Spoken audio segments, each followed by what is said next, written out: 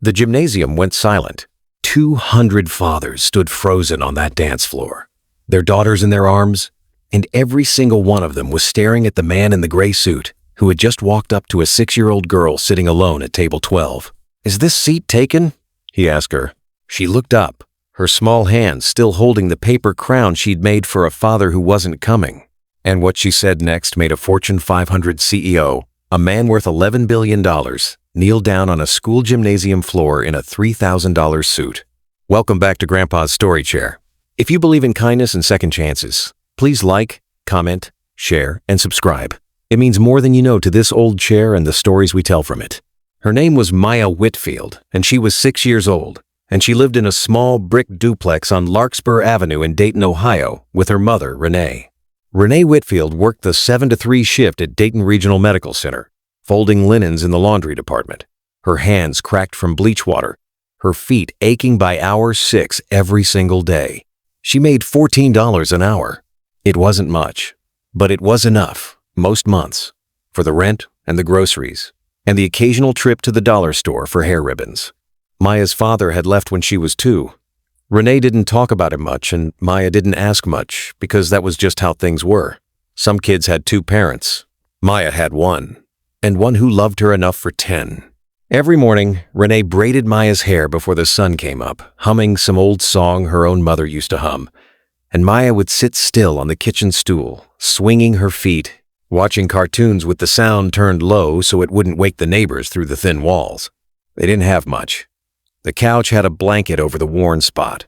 The refrigerator hummed a little too loud, but there were fresh flowers some weeks, the cheap kind from the grocery store bin, $3 a bunch, because Renee believed a home should have something alive in it, even when money was tight. Maya went to Jefferson Elementary, a squat brick building 4 blocks from home. She was in Miss Rauder, Calloway's first grade class, and she loved 2 things more than anything else in the world: drawing horses and the color purple. Every year in October, Jefferson Elementary held its father-daughter dance. It was a school tradition going back almost 20 years, streamers in the gym, a DJ table set up by the stage, a punch bowl, and rows of folding chairs along the wall where nervous 6-year-olds waited to be twirled around by their dads. Maya had never been.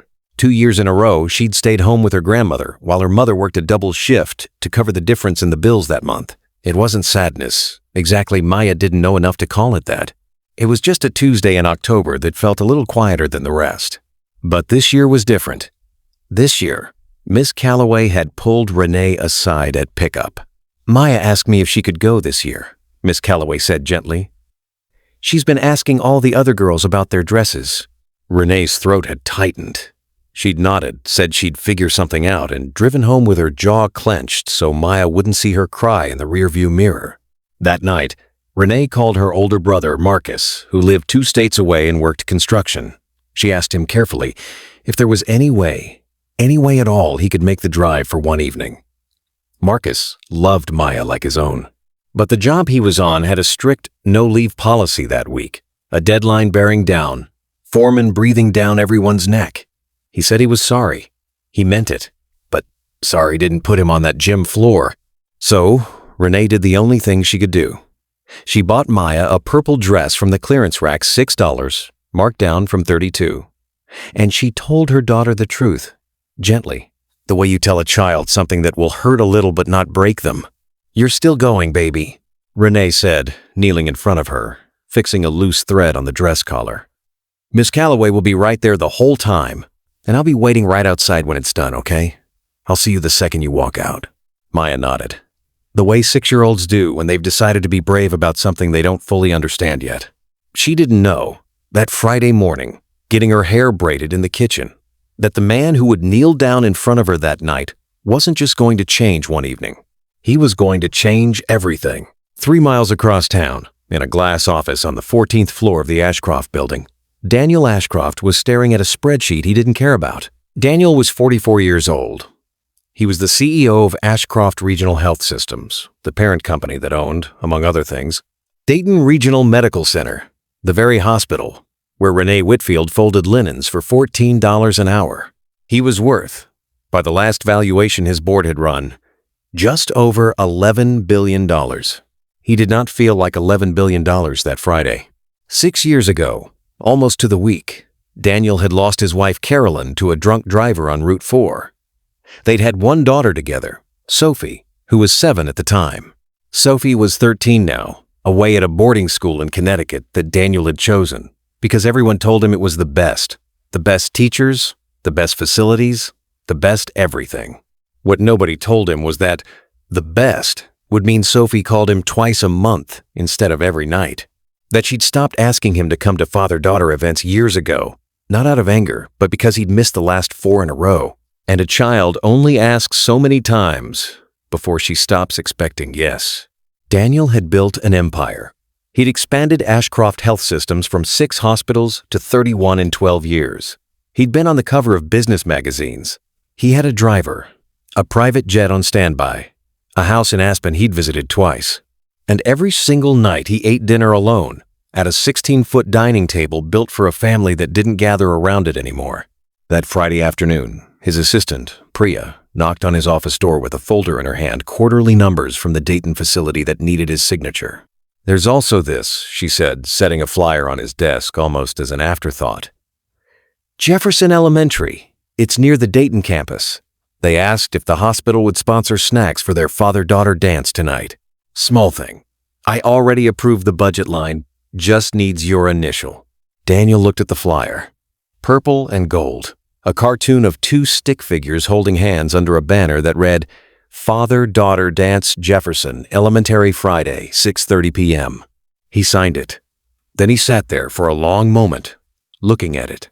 He thought about Sophie at 7 years old, spinning in circles in the living room in a dress 2 sizes too big, insisting he twirl her one more time before bed, for years, every single night, until one day he'd said, "Not tonight. Sweetheart, Daddy has a call." And somewhere in the accumulation of 100 not tonights, she'd stopped asking. "Priya," he said, "cancel my 6 o'clock. The Henderson call? Move it. I'm going to that dance." Priya blinked, pen paused over her notepad. In 9 years working for Daniel Ashcroft, she had never once seen him cancel a call for anything short of a hospital board emergency. "Just to drop off snacks?" she asked carefully. "Just to see it," Daniel said. He wasn't entirely sure himself what he meant by that, but something about the flyer, the 2 stick figures, the purple banner had cracked something open in his chest that he'd kept sealed shut for 6 years. Across town, Renee Whitfield was finishing her shift early, having begged her supervisor for 2 hours off, unpaid, to get Maya ready and drop her at the school. She knelt in front of Maya in the school parking lot, fixing the small purple dress, tucking a loose curl behind her daughter's ear. "You look beautiful," Renee said, and meant it with her whole chest. "Will you be right outside?" Maya asked, for the 3rd time that day. "Right outside. The second the doors open, I'll be the first face you see." Miss Calloway met them at the gym entrance, crouching to Maya's height. "I've got you, sweet girl. Come sit with me if you need to, okay?" Maya nodded and walked in holding her teacher's hand, past streamers and a DJ table and dozens of fathers in button-down shirts kneeling to fix their daughter's shoes, adjusting bow ties, laughing. She found table 12, near the back, where Miss Calloway had set out a folder for the girls without dance partners to color in while they waited. Maya sat down. She picked up a purple crayon. She began drawing a horse. 3 tables over, a father spun his daughter under his arm, and the little girl shrieked with laughter. Maya kept drawing. Her hand didn't shake. But every few seconds, her eyes drifted up toward the gym doors. At 6:45, a black car pulled into the lot outside, and Daniel Ashcroft stepped out in a gray suit, a box of juice boxes and cookie trays balanced awkwardly in his arms, because he'd told Priya he'd carry the snacks in himself, and she hadn't argued. He walked into a gymnasium full of noise and streamers and spinning children, and for a moment, standing at the edge of it all, he almost turned around and left the boxes at the door.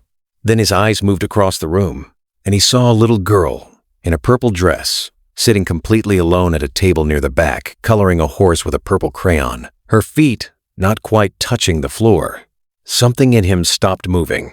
Daniel set the boxes down on the refreshment table without really registering he'd done it. His feet carried him across the gym floor before his mind had finished deciding to walk. Miss Calloway noticed him first. A man in an expensive suit, clearly not a father from the school, moving toward table 12. She started to rise, protective instinct kicking in. Then Daniel kneelt, right there, on the gymnasium floor, in a suit that cost more than most people's monthly rent. He knelt down to eye level with a 6-year-old he had never met. "Hi," he said softly. "I'm Daniel. Is this seat taken?" Maya looked up from her horse drawing. She studied him for a second the way children do, direct, unfiltered, deciding. "You can sit there," she said, pointing to the folding chair beside her. "But my mom's outside. She's coming right after." "That's good," Daniel said, sitting. "It's good to have someone waiting outside." The DJ started a new song. Across the gym, more fathers spun their daughters, laughing, streamers catching the light. Maya kept coloring. "Is your daddy not here?" Daniel asked gently, not because he wanted the answer, but because something in her face told him she needed someone to ask. Maya's crayon paused on the paper. "It's the father-daughter dance," she said quietly. "And I'm alone." She said it simply. Not with self-pity, just fact, the way children state things before they've learned to dress the truth up in something softer. But the words landed on Daniel, like a weight dropped from the 14th floor of his own building. He thought of Sophie. He thought of every "not tonight, sweetheart." He thought of a girl 2 sizes too big for her dress, spinning alone in a living room, asking for one more twirl from a father who kept saying "not tonight" until she stopped asking. Daniel stood up. He didn't think it through. He didn't calculate it, didn't weigh optics or protocol, didn't consider that he was the CEO of the company that employed half the parents in that gymnasium. He simply held out his hand. "Maya." He said he'd caught her name off the little paper placard Miss Calloway had set at each table. "Would you like to dance?" The gym did not go silent all at once. It went silent in a wave, the way a rumor spreads, one father noticing, then his daughter noticing his stillness, then the couple beside them, until the DJ, sensing something, faded the music down and the whole room turned to look at a man in a gray suit, kneeling no, standing now, hand extended to a little girl in a purple dress at table 12. Maya looked at his hand, then at Miss Calloway, who nodded, tears already gathering in her eyes. Then she set down her purple crayon and placed her small hand in his. He led her to the middle of the floor. He was not a graceful dancer. He held her hands and swayed, a little stiffly, a little unsure, the way a man dances who hasn't danced with a child in 6 years. But Maya laughed a real laugh, surprised out of her when he spun her carefully once. "Again?" she asked. "As many times as you want," he said, and his voice cracked slightly on the word want. 200 parents watched. Phones came out not to record for spectacle, but because something in that gymnasium had shifted, and people wanted to remember it. One father, holding his own daughter, wiped his eyes with the back of his hand and didn't try to hide it. Outside in the parking lot, Renee Whitfield sat in her car, watching the clock, 15 minutes still to go before pickup. She had no idea what was happening 40 feet away, behind brick walls and closed doors. Inside, Miss Calloway had her phone in her hand, recording 30 seconds of it, unable to stop herself. The song ended. Daniel knelt back down to Maya's height. "Thank you for the dance," he said. "Thank you for asking me," Maya said, and hugged him quick, fierce, the unguarded way children hug people they've decided in an instant that they trust. Later, someone would find out who he was. It happened the way these things always happen. One parent recognized his face from a local business journal cover, whispered it to another, and within an hour, the gymnasium was quietly buzzing with the name Daniel Ashcroft, CEO, $11 billion, the man who owned the hospital half of them worked at. But in that moment, on the dance floor, none of that mattered. Maya didn't know who he was. She only knew he'd asked her to dance when no one else had, and that was the only fact that mattered to a 6-year-old holding a purple crayon. When Renee walked through those gym doors 20 minutes later, Maya ran to her, breathless, glowing. Mom, I danced. A nice man asked me to dance, and he spun me 3 times. Renee knelt down, laughing, brushing hair from her daughter's flushed face. You danced? His name is Daniel, Maya said. He said I could call him that. Across the gym, Miss Calloway caught Renee's eye. and gave her a small, meaningful nod, the kind that says, "I'll tell you everything, but not right now."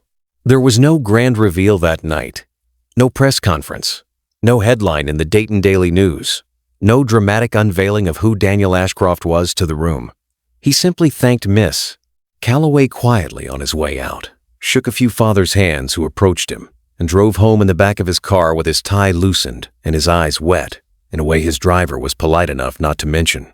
But something had shifted, not with fanfare, with quiet, the way real change usually moves. The following Monday, Priya found a note on her desk. It was short, in Daniel's handwriting. Set up a standing scholarship at Jefferson Elementary. Cover the cost of school events, dances, field trips, anything that costs a family money they don't have. No press release, no name on it. Just make sure no kid sits alone because their family couldn't afford the entry fee or the ride. Priya read it twice. In 9 years, she had drafted 100 press releases celebrating Ashcroft Health System's charitable donations. Hospital wings, research grants, galas with Daniel's name engraved on brass plaques. This was the first time he'd asked for the opposite. 2 weeks later, Renee received a call from the school.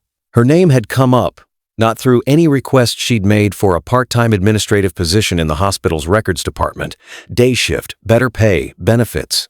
She didn't know, and never fully found out, whose quiet word had moved her file to the top of the stack.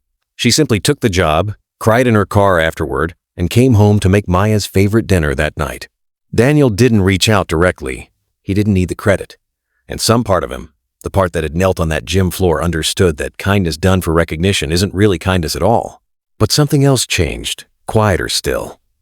That weekend, Daniel called Sophie. "Hey, Dad," she answered, a little surprised it wasn't her usual call day. "I know I've missed a lot," he said, no preamble, because he'd rehearsed it in the car and knew if he waited, he'd lose his nerve. "I know not tonight turned into 100, not tonight's. I'm sorry. I want to come up this weekend, just to see you. No calls, no laptop, just us." There was a long pause on the line. "Okay," Sophie said quietly. "I'd like that." It wasn't a fixed thing, not all at once. Trust rebuilt slowly, rarely announces itself with fireworks. It was small, a weekend visit, then another, a phone call that lasted 40 minutes instead of 4, a father who started asking about her days and actually waited to hear the answer. Maya, for her part, never learned the full story of who Daniel Ashcroft was, not for a long while. To her, he stayed simply, "the nice man who danced with me." She kept the memory the way children keep the things that matter most, not as a headline but as a feeling. Safe, chosen, seen. Some nights, Renee would find her daughter twirling alone in the living room, humming the song from the dance, spinning in slow circles on the worn rug by herself, smiling. There's a version of this story where nothing happens, where a man in a gray suit drops off juice boxes and cookie trays, sees a lonely little girl from across a crowded room, and simply looks away because it's easier, because it's not his responsibility, because there are 200 other parents there and surely someone else will notice her. But kindness rarely announces itself as an obligation. It shows up as a choice made in a single quiet second by someone who decides that noticing is not optional. Daniel Ashcroft didn't fix Maya's life that night. He didn't erase the hard mornings Renee still faced, or make the world suddenly fair. What he did was smaller, and somehow larger. He knelt down, and he asked, and for 3 minutes, a little girl who thought she was alone learned that she wasn't invisible. And in choosing to see her, he found his own way back to being seen by the daughter he'd almost let slip away. That's the quiet truth in every story we tell here at Grandpa's Story Chair. Kindness doesn't need a stage. It doesn't need a headline. It just needs one person willing to stand up. If this story touched your heart, please leave a like and share it with someone who still believes kindness matters. And before you go, comment below. Kindness still exists if you believe even one good act can change someone's life.